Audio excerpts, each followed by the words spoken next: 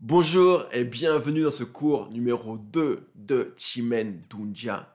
L'idée, je vous l'ai dit, dans ce cours numéro 2, c'est de vous apprendre la pratique du Chimène. À la fin de cette vidéo, vous allez déjà pouvoir lire, interpréter une carte de Chimène à un niveau de lecture déjà, pouvoir tirer une information, une idée générale de la situation. C'est une question sur un projet, si vous voulez une guidance, vous allez déjà avoir des informations qui vont être super pertinentes grâce à ce nouveau cours.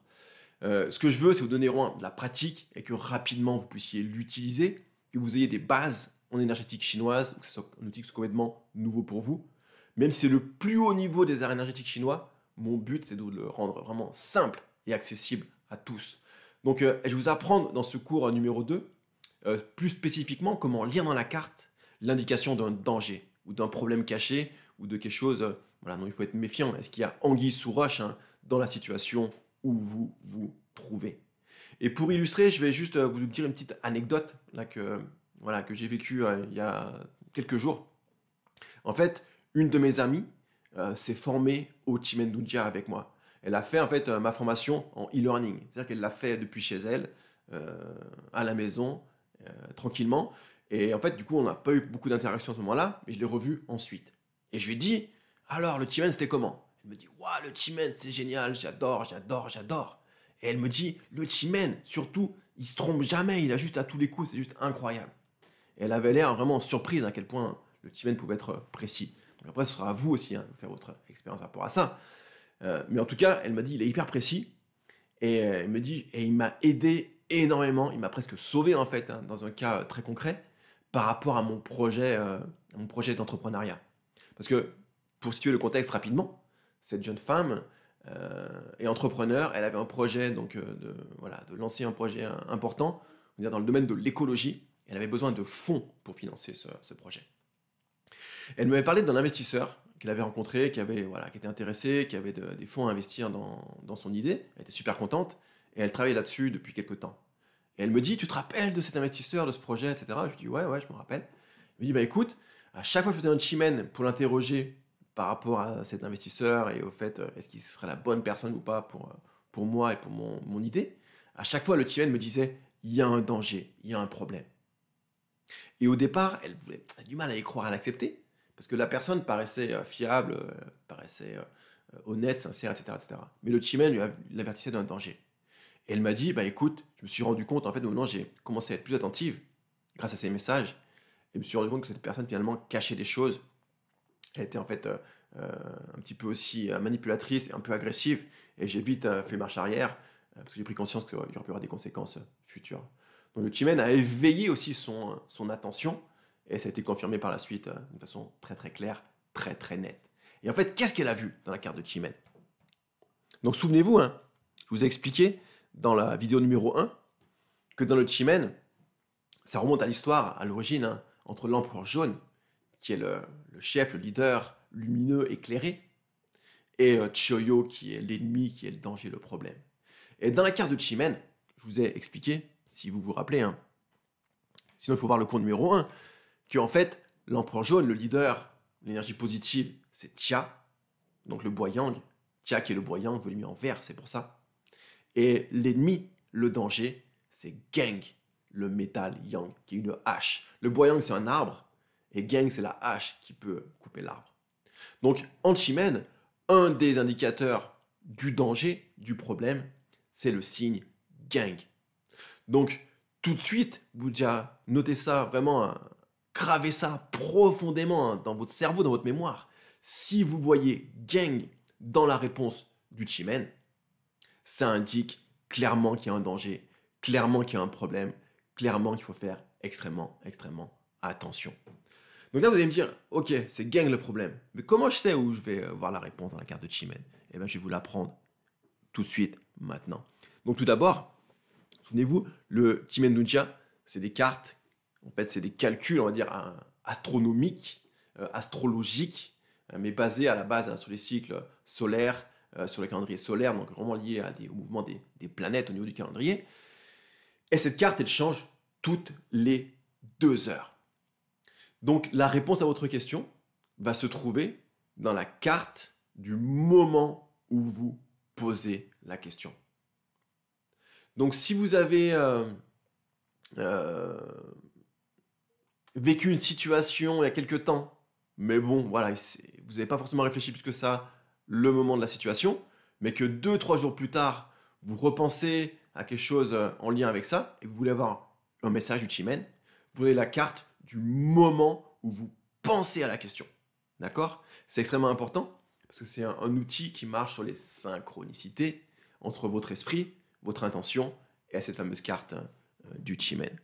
Donc, vous allez sur Tianys Metasoft, vous calculez la carte, donc vous rentrez la date du moment de l'instant présent, donc de la question, l'heure également, et vous cliquez sur Chart.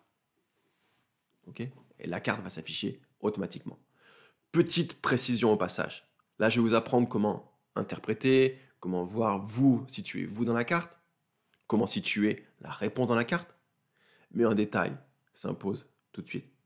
C'est que je précise que moi, dans ma méthode de pratique, j'utilise l'heure solaire pour calculer la carte. Donc non pas l'heure de la montre, non pas l'heure officielle, mais je vais prendre l'heure solaire, qui est l'heure en fait de la nature.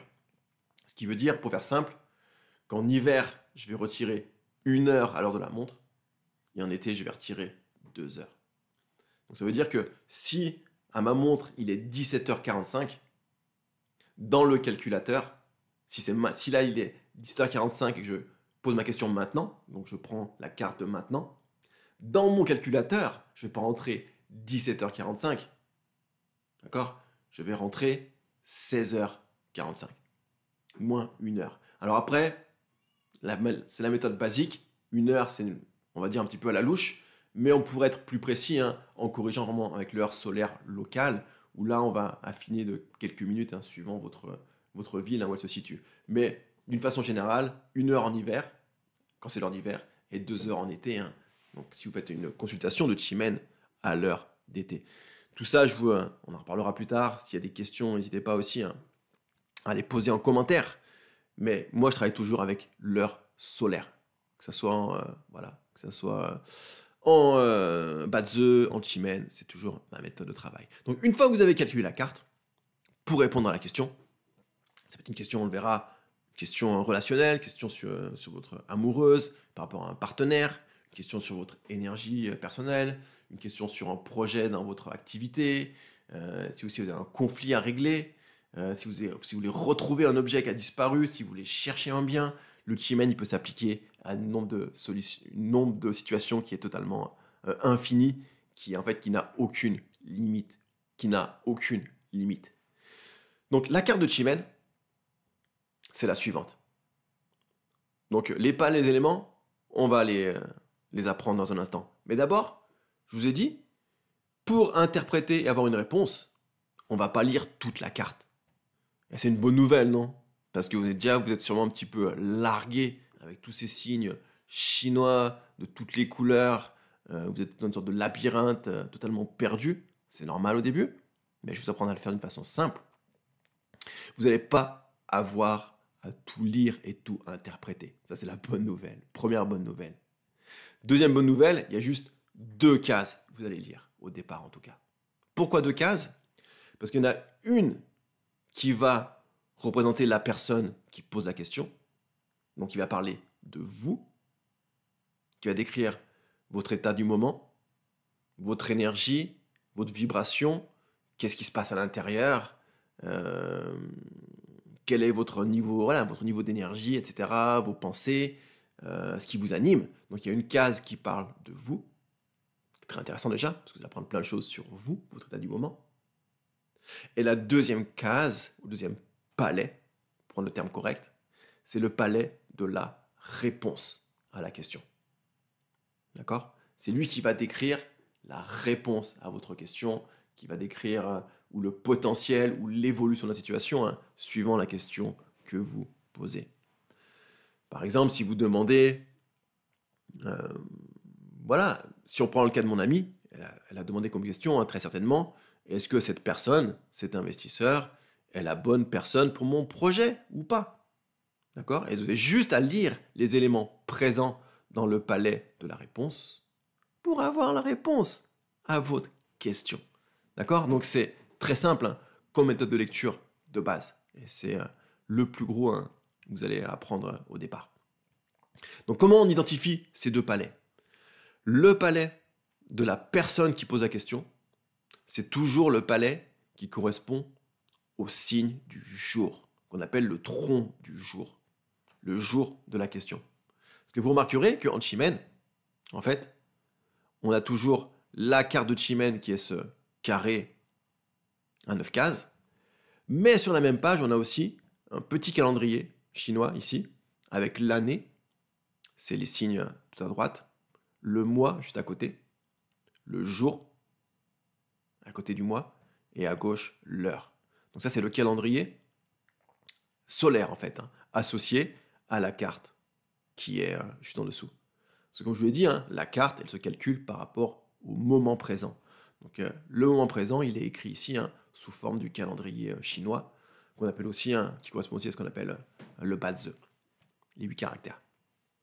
Donc, pour interpréter la grille de Chimène ici-bas, qui est en dessous, hein, donc qui est ici en fait, vous avez sous les yeux, pour l'interpréter, pour savoir comment la lire, pour la décoder, on va toujours se référer au calendrier qui est situé au-dessus. Et surtout au départ, à ces deux signes, celui du jour, c'est écrit ici Ren, c'est le signe du jour, l'Ouyang, qui va être celui qui va être associé à vous qui posez la question, si c'est vous qui posez la question. Et l'autre signe, celui d'à côté, celui de l'heure, tout à gauche, en haut toujours. Ici, c'est le signe Ji. Ji, c'est la terre yin. Et la terre yin, dans la carte, elle va justement hein, décrire la réponse à votre question. Ok? La personne qui pose la question, ici la reine, et la réponse à la question Ji. Donc une fois que vous l'avez identifié dans le calendrier, eh ben on va aller voir dans la carte de Chimène ce que ça raconte. Ça vous dit? Ok. Donc ça, je vais vous apprendre à le faire à la fin de cette vidéo. Mais tout d'abord, dites-vous bien qu'il n'y a que deux palais qu'on va interpréter. Ici, bon, je répète encore une fois, il faut bien le comprendre, c'est les bases fondamentales, mais une fois que vous avez compris ça, vous avez fait déjà un grand pas en avant dans le monde du Chimène. Donc la personne qui pose la question, c'est Ren. Et Ren, il est où? Il est ici, il est entouré. Dans ma carte, c'est écrit en petit ici Ren. Et donc la personne qui pose la question est dans le palais sud-est. Donc tous les signes du palais sud-est décrivent l'énergie, la vibration, le potentiel de la personne qui pose la question. Et déjà, même si pour l'instant vous n'avez pas encore appris, je vais l'apprendre progressivement, à interpréter les éléments, la déité, l'étoile, la porte, on voit déjà qu'il y a la porte de la peur par exemple. Et la porte de la peur, ça veut dire quoi? Que la personne, elle a peur, elle est stressée, elle est angoissée. Ok? Donc même si on ne connaît pas le Chimène, déjà ici, juste les mots sont parfois transparents et on sait que la personne a la peur. Elle a peur. Elle a peur, mais quelque part, c'est possible qu'elle soit protégée parce qu'elle est avec Chief ou chef. Et chef, qui a une énergie en fait la plus haute, la plus vibrante, donc il y a une forme de protection. Donc on verra tout ça au fur et à mesure. Donc, je ne vais pas en dire trop pour l'instant. Ensuite, la réponse à la question, c'est Ji, la terre yin.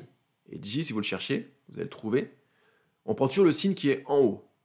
On ne regarde pas les troncs du bas, dans les palais. On regarde uniquement, pour l'instant, les troncs du haut. Donc la réponse, c'est Ji qui est dans le tronc du haut, le tronc du ciel. Et Ji, ici, est situé où? Dans le palais ouest. Dans le palais ouest. Donc la réponse à la question va être décrite en détail avec ces 4 niveaux d'information sur les plans physiques, émotionnels, sur les plans spirituels, en termes de personnes, en termes de direction, en termes de timing, de moment. Vous n'avez encore pas idée, parce que vous pouvez lire en termes de richesse, de détails dans cette carte. Tout se situe pour la réponse dans le palais ouest. Donc, comment on sait si la réponse est favorable ou non? D'une façon très simple. Une façon très simple. Parce que dans le Qimeng, comme dans tous les arts énergétiques chinois, la loi de base, la théorie, le concept central, c'est ce qu'on appelle la théorie des 5 éléments, ou Xing en chinois. Les 5 éléments, c'est quoi? C'est la loi qui régit en fait tous les cycles et tous les mouvements de l'énergie chez l'être humain, dans l'univers, le mouvement des planètes, etc. Hein. Tous les cycles de croissance, culmination, décroissance, mort, renaissance, etc. Tout ça hein, associé à cette loi qu'on appelle, du point de vue énergétique, les 5 éléments. Donc pour savoir si la réponse est favorable ou non, il faut juste appliquer la loi des 5 éléments. Donc comment ça marche? Je vous le explique en 2 secondes pour les débutants ou ça fera une révision pour les autres. Les 5 éléments, c'est quoi? C'est l'élément de l'eau qui correspond à l'hiver, la profondeur. Ensuite, il y a l'élément du bois, c'est le printemps, c'est la croissance, c'est l'évolution, de grandir comme un arbre qui pousse. C'est donc le printemps. Ensuite, ça va vers l'été, c'est le feu. Le feu, c'est quand l'énergie est à son pic, quelque chose de rayonnant, d'intense, de lumineux. Puis il y a une phase de transition. À la fin de l'été, on passe par la terre. C'est la phase de production. À la fin de l'été, quand le jardin va produire les fruits, les légumes, etc. Et ensuite, hein, de la terre, on va vers le métal. C'est une redescente de l'énergie, une concentration, une cristallisation de l'énergie. C'est l'élément du métal et ça correspond à l'automne. Donc les éléments, ils vont s'engendrer mutuellement. Donc l'eau produit le bois. Là, c'est très important, écoutez bien. Là, il faut vraiment être attentif. L'eau produit le bois produit le feu produit la terre engendre le métal, et le métal engendre l'eau. Donc ça, c'est le cycle en vers d'engendrement. Donc, si on a de l'eau et du bois, on sait que l'eau, elle nourrit le bois, elle le renforce. Donc là, c'est un cycle où les éléments, ils s'aident mutuellement, ils vont l'un vers l'autre. Mais, dans la vie, hein, il y a aussi parfois du conflit, des choses qui s'affrontent ou qui se réfrènent. C'est le cycle de contrôle. Donc c'est quoi? Eh ben, c'est l'eau, c'est en rouge, hein, elle éteint le feu. Le feu, il fond le métal, il tranche le bois, et le bois contrôle la terre, et la terre absorbe l'eau. Donc comment savoir, d'une façon générale, est-ce que la réponse est favorable globalement ou pas? Est-ce que les choses vont être faciles ou pas pour vous? Alors après, ça dépend d'autres questions, mais d'une façon générale, la réponse en Qimeng est favorable si le palais de la réponse soutient le palais de la personne qui pose la question. Je répète, la réponse est favorable, les choses vont être faciles, vont être fluides, si le palais de la réponse soutient, produit ou engendre le palais de la personne qui pose la question. Et là, vous allez me dire, ah ok, donc on applique ces principes-là. Est-ce que l'élément de la réponse nourrit, produit ou est identique, ça marche aussi. Si c'est le même élément, ça marche aussi. Ok? Si la réponse est le même élément que la question, c'est aussi favorable. Par contre, si la réponse vient contrôler la personne, c'est que la réponse vient vous contrôler, vient vous épuiser, vient vous nuire en quelque sorte. Il n'y a pas d'alignement en fait. Et comment on sait dans la carte ce que ça raconte? Très simplement. Vous avez vu que dans la carte, chaque palais il a une couleur autour. En vert, c'est le bois. En rouge au sud, c'est le feu. En jaune, c'est la terre. En gris et gris foncé, c'est le métal. Donc en bleu, c'est l'eau. Et en marron, c'est la terre également. Ce qui veut dire que chaque palais est associé à un élément. Eau, terre, en marron, bois, feu, terre, métal, eau. Donc il suffit de regarder l'élément des 2 palais concernés et la relation élémentale entre ces 2 palais. Donc si on prend cet exemple, si on demande est-ce que ce projet justement est favorable sur le plan du travail ou des finances, ça peut être une question de ce type-là qui est ici étudiée avec le Qimeng. On voit que la personne qui pose la question, c'est toujours Rennes. Elle est au sud-est ici, hein, SE, sud-est. C'est le bois en vert. Et la réponse, vous savez, elle est où? La réponse, c'est Ji. dans le métal, à l'ouest. Ok. Donc la réponse dans le métal, et la personne qui pose la question dans le bois. Donc quelle est la relation entre le métal et le bois? Est-ce que le métal est bon pour le bois? Bah pas vraiment, hein. Pas vraiment du tout, hein. Pourquoi est-ce que le métal, c'est un marteau, c'est une hache, c'est une scie, c'est ce qui va en fait contrôler ou couper le bois. Donc on voit qu'ici, il n'y a pas d'alignement et que la réponse est donc globalement, certainement, défavorable. En tout cas, pour l'instant, il y a quelque chose qui n'est pas aligné et qui peut vraiment être assez négatif pour la personne qui pose la question. Donc déjà avec ça, vous savez la tendance générale pour la réponse à la question. Et est-ce que vous aimeriez maintenant avoir tout le scénario? Pourquoi c'est pas aligné et sur quel point précis exactement ça va se manifester? Ou quel problème exact va apparaître? Eh bien, je vais vous apprendre un niveau de lecture déjà supplémentaire, le niveau des déités. Le niveau des déités. C'est quoi le niveau des déités? Alors, on l'a expliqué dans le cours numéro 1, c'est que dans chaque palais, en haut à droite, on a le signe qu'on appelle les déités, qui est le niveau de l'univers, le niveau du cosmos, qui est le niveau en fait des énergies invisibles, des énergies, on peut dire, non matérielles, spirituelles, qui ont une influence globale sur la chance, sur la vibration, sur l'aura de la situation. Il y en a plein parmi vous qui sont sensibles, connectés, qui peuvent peut-être même sentir l'énergie, capter des choses intuitivement ou avec des façons ou d'autres. Mais ici, vous allez pouvoir le lire directement dans la carte. Je vous rappelle, la particularité du Chimen, c'est qu'il va pouvoir cartographier ces énergies subtiles, ces énergies impalpables, qui peuvent être très positives pour certaines ou parfois très négatives pour d'autres.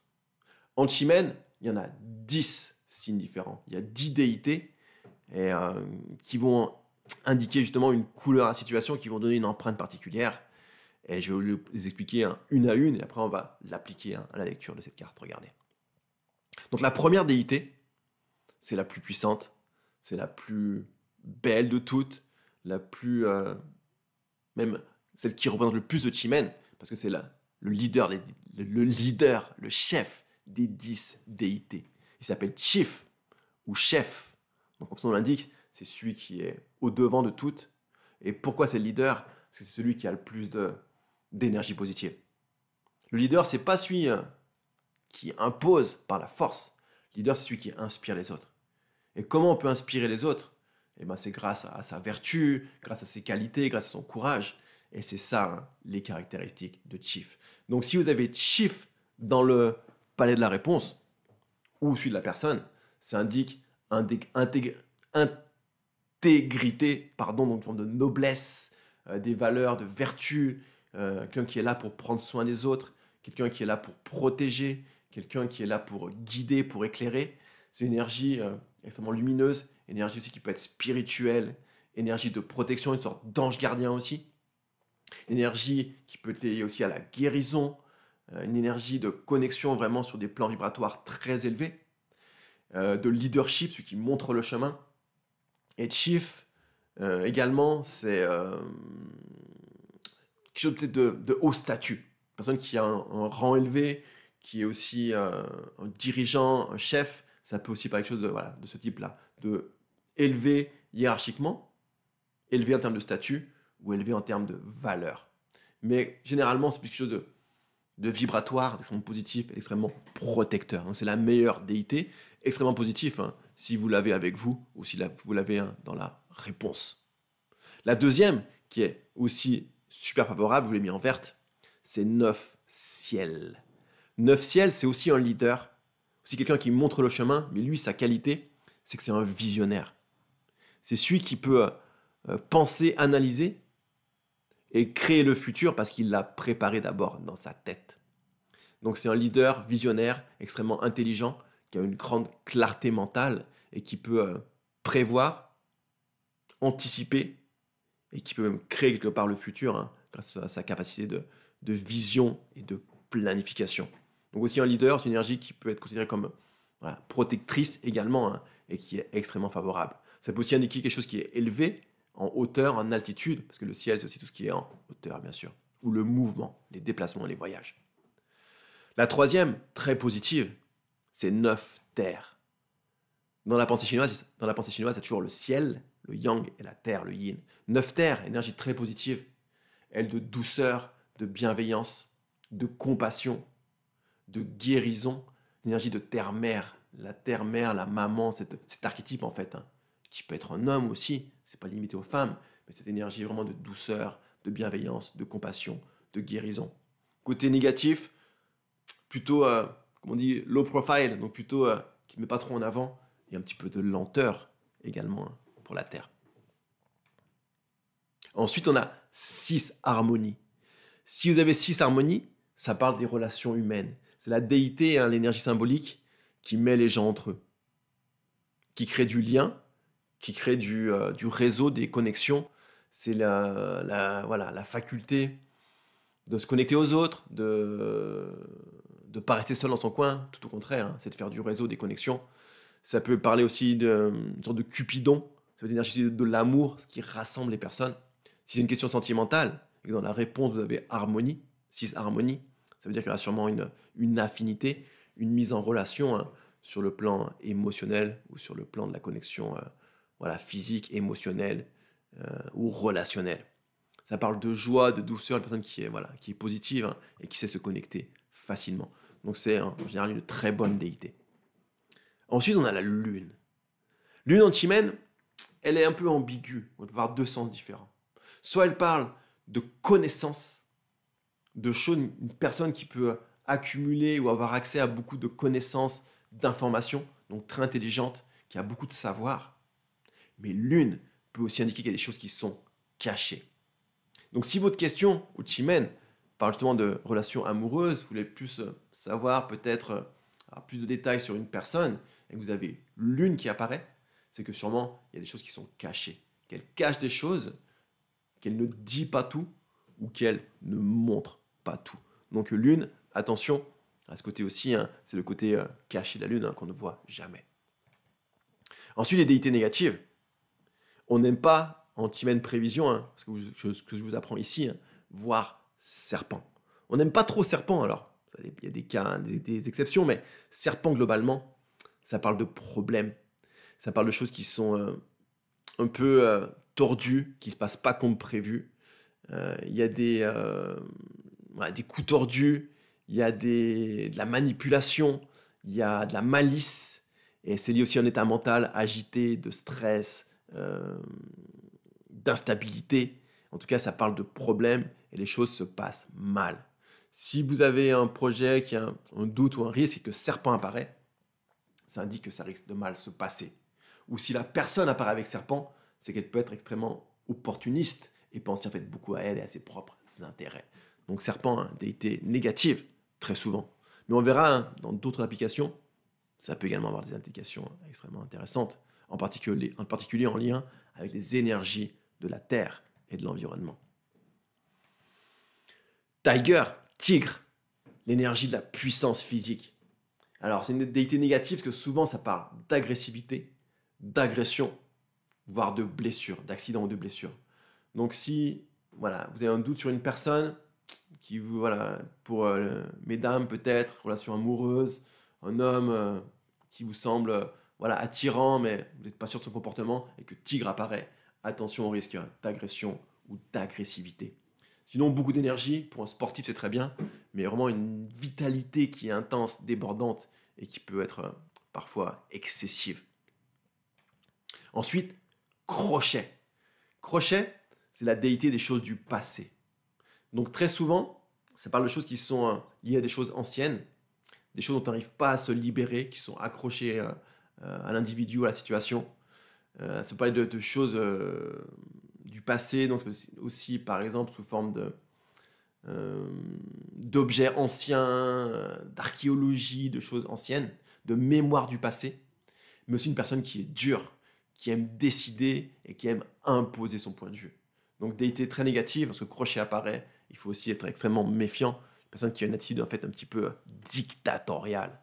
Donc très souvent un indicateur négatif. Puis on a Phénix. Phénix, déité souvent considérée comme négative, Bien qu'elle parle de paroles de communication, de faculté à s'exprimer, d'éloquence, donc très bon pour débattre, pour s'exprimer, très souvent elle est connotée en chimène avec un côté un peu sournois ou dans le sens qui aime dire des choses qui font du mal, qui aime blesser avec ses paroles et qui recherche du conflit verbal. Donc si la réponse ou si la personne est avec Phénix, attention au côté agressif par le biais de la parole.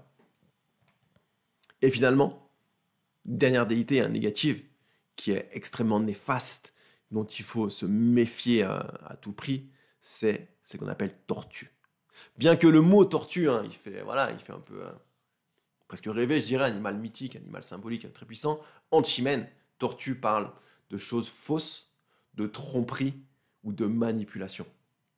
Donc si la personne est avec tortue, attention, manipulatrice, elle cache des choses, intention vraiment malveillante, peut-être intention très malhonnête, et forte capacité, très intelligente, mais utilisée à mauvais escient.